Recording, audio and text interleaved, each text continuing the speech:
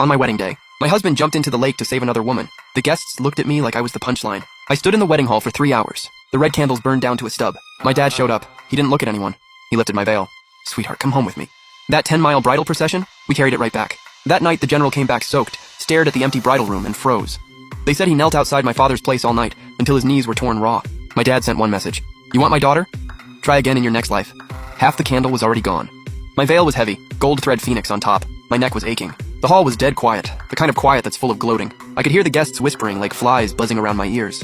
3 hours, and the general still wasn't back, over some woman. The Grand Tutor's family has been completely humiliated. Not just humiliated, look at that 10-mile bridal parade. They carried it from the south side of the city to the north. And now look, the groom ran off.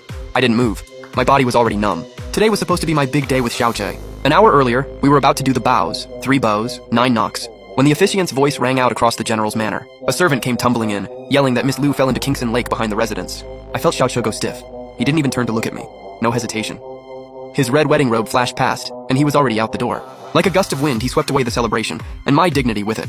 Lu Yueru, his childhood sweetheart, a distant cousin raised in the general's household. Always in white, soft-spoken, like she'd fall over if the wind blew. But right before Xiaoche ran out, I looked through the gap in my veil. And I saw him clear as day. He stood in the corner of the crowd, past all the noise, staring straight at me. No sympathy, just a cold, quiet provocation. Then he turned and headed toward the back courtyard.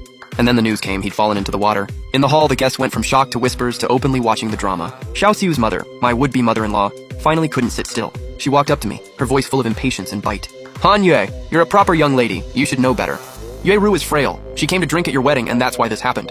Xiao's going to save her is exactly what he should do. You standing here like this, what do you think you look like? You're just giving people something to laugh at.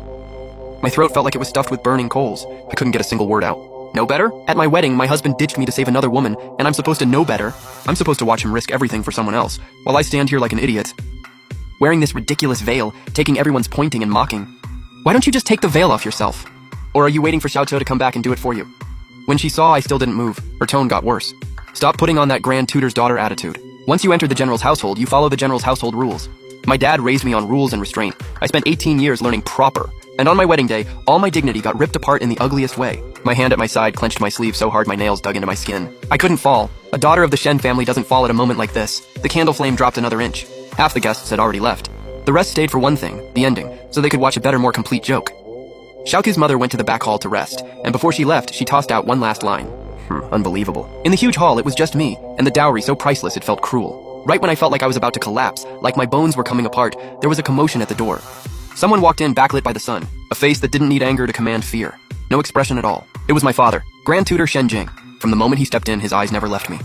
Everyone held their breath. They wanted to see how the Grand Tutor would fix this. Would he scold his daughter for being difficult?